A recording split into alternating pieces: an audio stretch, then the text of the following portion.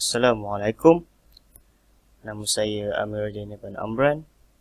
Saya akan menerangkan secara ringkas tentang apakah itu diabetes mellitus dan apakah pengkelasannya. Baik. Diabetes mellitus adalah sesuatu penyakit yang selalunya akan dikaitkan dengan hormon insulin. Ia adalah keabnormalan metabolisme badan yang selalunya dikaitkan dengan hormon insulin. Diabetes mellitus boleh dikelaskan kepada dua, iaitu diabetes mellitus 1 dan diabetes mellitus 2. Diabetes mellitus 1 selalunya adalah akibat kekurangan insulin ataupun disebabkan oleh tiadanya beta sel di pankreas. Jadi beta sel tersebut tidak dapat jadi badan tidak dapat menghasilkan insulin untuk pengambilan glukos dalam badan. Diabetes mellitus 2 adalah diabetes yang ialah apabila diabetes ini berlaku apabila sel-sel dalam badan resisten terhadap insulin tersebut. Ianya biasa berlaku pada pesakit pada seseorang yang mengidap seseorang yang gemuk ataupun obesiti, ataupun berlaku disebabkan oleh faktor-faktor lain seperti merokok dan sebagainya. Sekian saja daripada saya. Terima kasih. Hai, saya Muhammad Azham bin Aziz ingin menceritakan tentang etiologi diabetes mellitus jenis 1 ataupun insulin dependent diabetes mellitus type 1 ataupun juvenile onset yang merupakan diabetes daripada kanak-kanak. Diabetes jenis ini merupakan kekurangan penghasilan insulin di mana akan meningkatkan glukosa di dalam darah dan juga urin. Oleh itu, pesakit perlu mengambil insulin untuk terus hidup. Etiologinya terdapat dua, iaitu genetik dan persekitaran. Secara genetiknya, beta sel pankreas tidak dapat menghasilkan insulin yang normal ataupun sistem autoimun menyebabkan beta sel di pankreas rosak. Seterusnya adalah faktor persekitaran. Ia boleh terjadi daripada virus, tumor dan dadah ataupun bahan kimia. Virus contohnya rubella. Apabila rubella menginfeksi sel beta sel, jadi sistem imun yang menyerang viruses tersebut akan juga menyerang beta sel pankreas. Oleh itu, tidak dapat lagi menghasilkan insulin kerana telah rosak. Pancreatitis ataupun tumor dan seterusnya ubat-ubatan ataupun dadah-dadah anti-kanser ataupun antibiotik. Contohnya pyrinuron yang memusnahkan pankreas beta sel selepas dikonsum. Ubat antibiotik contohnya streptozin merupakan satu ejen kemoterapi untuk kanser pankreas. Ia akan membunuh beta sel, oleh itu tiada lagi penghasilan insulin. Sekian saja daripada saya. Terima kasih. Baiklah, untuk patofisiologi diabetes mellitus type 1, penyebab utamanya adalah disebabkan kemusnahan sel beta dalam kawasan pancreatic islet di pankreas. Kemusnahan ini adalah disebabkan interaksi antara faktor genetik dan juga persekitaran. Faktor genetik ia berkaitan dengan MHC HLA class 2 allele, manakala faktor persekitaran pula melibatkan infeksi virus, terutamanya enterovirus, pendedahan terhadap mikroorganisma berjangkit seperti bakterio Helicobacter pylori, pendedahan terhadap protein susu lembu dan juga kurangnya vitamin D. Baiklah, seterusnya adalah tapak jalan pertama melibatkan patofisiologi ini, iaitu pembentukan autoantigen, yang mana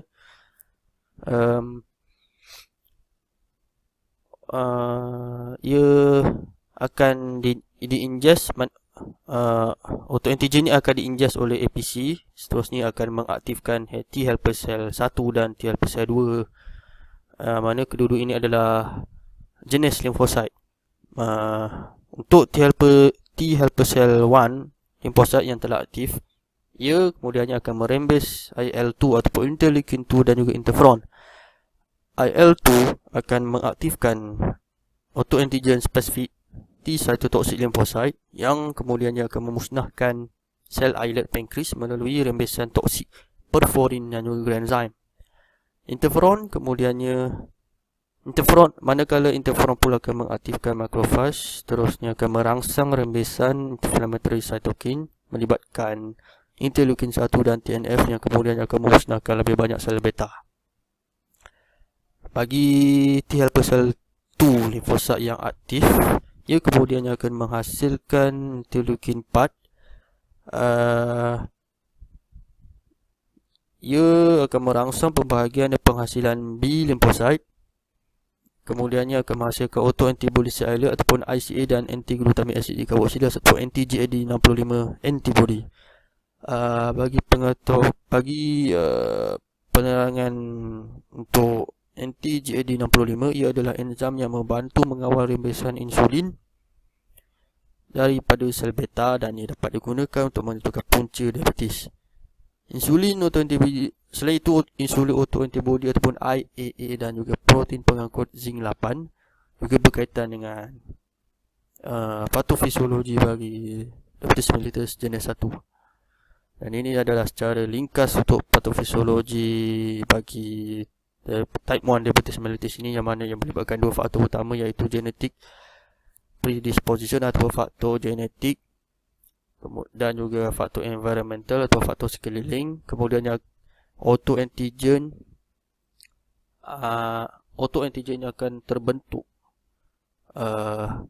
pada beta sel yang menghasilkan insulin, dan kemudiannya ia akan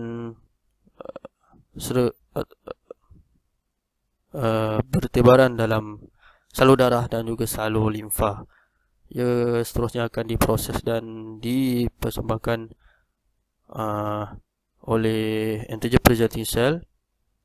Kemudiannya ia akan mengaktifkan T helper cell 1 limfosit dan T helper cell 2, yang mana T helper 1 sel untuk limfosit ini akan dengan bantuan interferon gamma dan IL-2 akan mengaktifkan makrofage dan juga CD8 cytotoxic cell yang kemudian akan memusnahkan beta cell dengan pengurangan penghasilan insulin ataupun penghapusan secara langsung insulin. Kemudiannya jika yang melibatkan T helper 2 limfosit dengan bantuan interleukin 4 yang akan mengaktifkan B limfosit yang seterusnya akan menghasilkan islet cell autoantibody ke atas sel islet pankreas dan antibody untuk anti-GAD 165 yang memberi kesan yang sama seperti pengaktifan T helper 1 limfosit.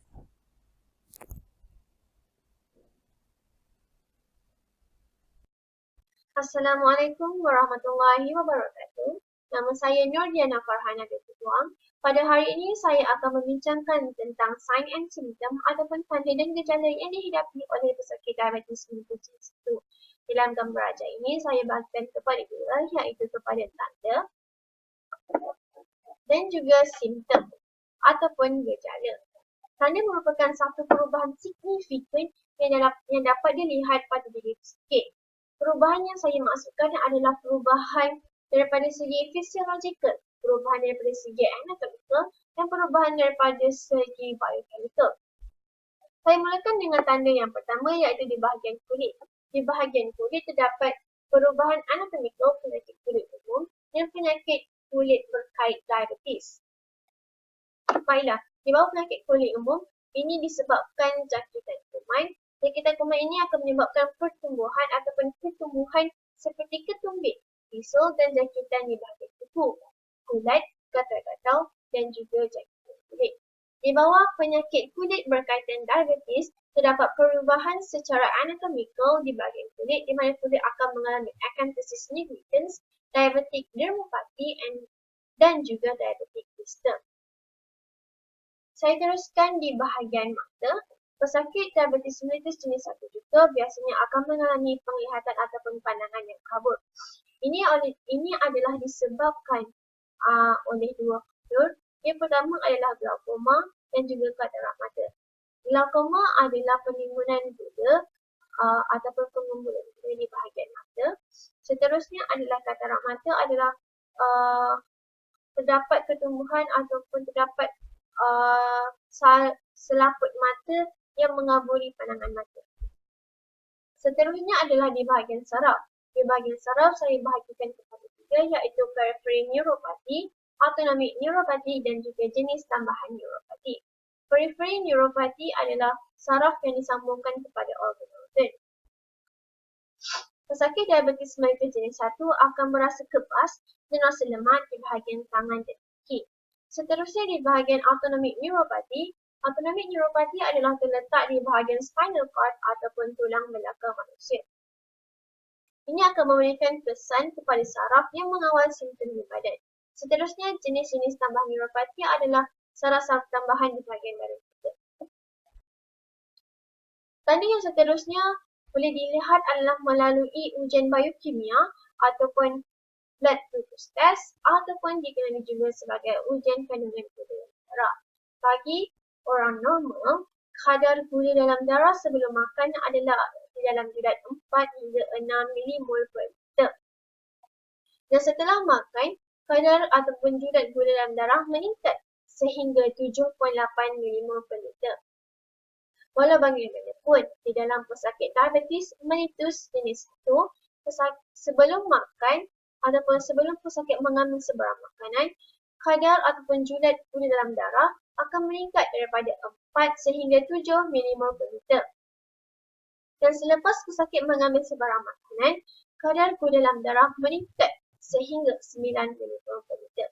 Ini merupakan tanda-tanda yang dapat dilihat dengan ketara jika pesakit mengalami diabetes mellitus jenis 1. Saya teruskan dengan simptom. Simptom digunakan sebagai diagnosis satu penyakit. Terdapat 4 simptom yang saya nyatakan di sini, di mana toilet, thirst, tired, and thick. Baiklah, saya akan terangkan apakah maksud toilet, apakah maksud thirst, apakah maksud tired, dan apakah maksud thick. Baiklah, saya mulakan dengan toilet ataupun tandas. Pesakit diabetes mellitus jenis 1 akan menggunakan tandas dengan lebih kerap dan mereka akan mengeluarkan urin secara berlebihan.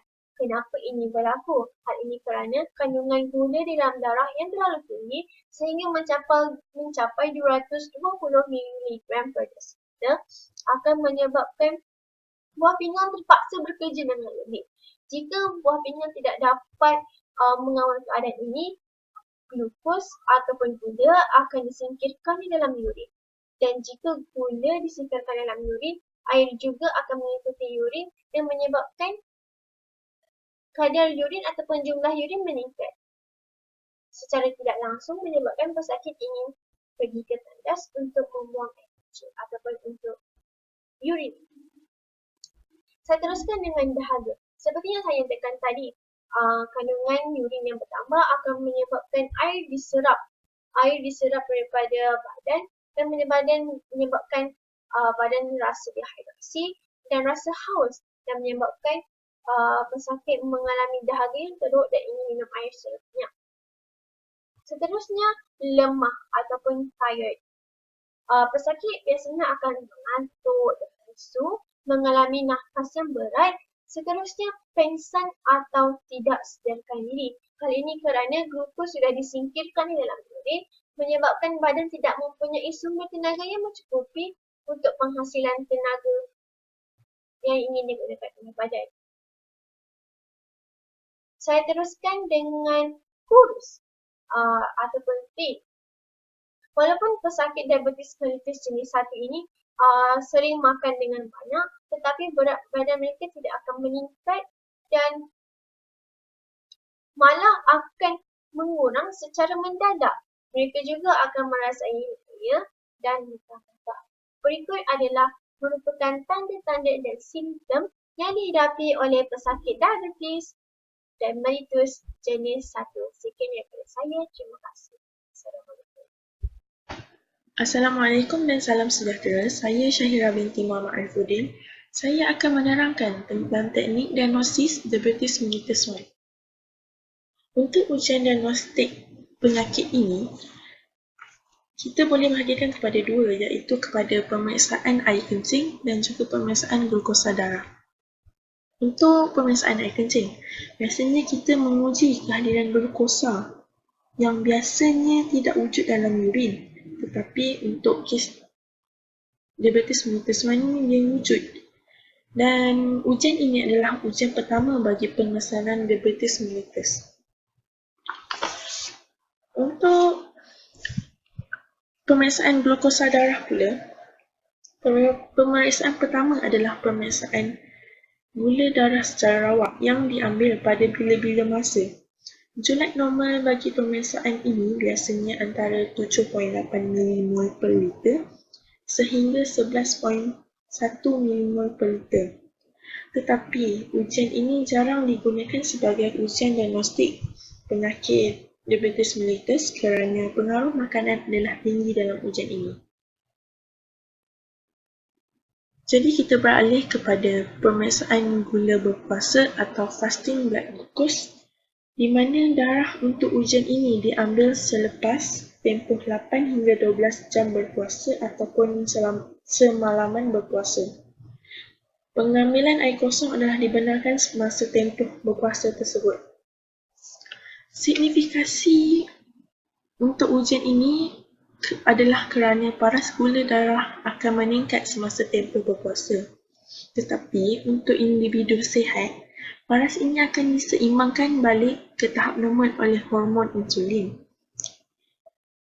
Tapi untuk pesakit diabetes mellitus 1, ia mempunyai masalah penimbangan balik tahap gula mengakibatkan paras gula darah kekal tinggi, iaitu melebihi 7.0 mmol per liter. Tetapi, ada sesetengah kes di mana pesakit mempunyai nilai paras gula darah berpuasa normal, tetapi mereka mempunyai simptom-simptom klinikal penyakit diabetes mellitus seperti glycosuria, polyuria dan polydipsia. Jadi, untuk pesakit-pesakit ini, kita membuat kepastian melalui ujian toleransi gula atau Oral Glucose Tolerance Test, OGTT. Prinsip untuk ujian ini adalah untuk menilai keupayaan tubuh untuk menyerap dan menyeimbangkan glukosa yang diminum. OGTT ini dilakukan dengan mengambil sampel darah 2 atau 3 atau 4 kali selepas berpuasa semalaman. 75 gram glukos dalam 300 ml air diminum oleh pesakit yang telah berpuasa semalaman dalam masa 5 minit, dan glukosa plasma diukur setiap 30 minit untuk 2 jam. Ada juga yang membuatnya setiap 1 jam. Dan untuk pesakit itu diinterpretasi sebagai diabetes mellitus sebagai dia menghidapi diabetes mellitus apabila aras glukosa plasmanya melebihi 11 mmol per liter selepas tempoh 2 jam dia meminum 75 gram dalam 75 gram glukos dalam 300 ml air tadi. Okey, saya rasa itu sahaja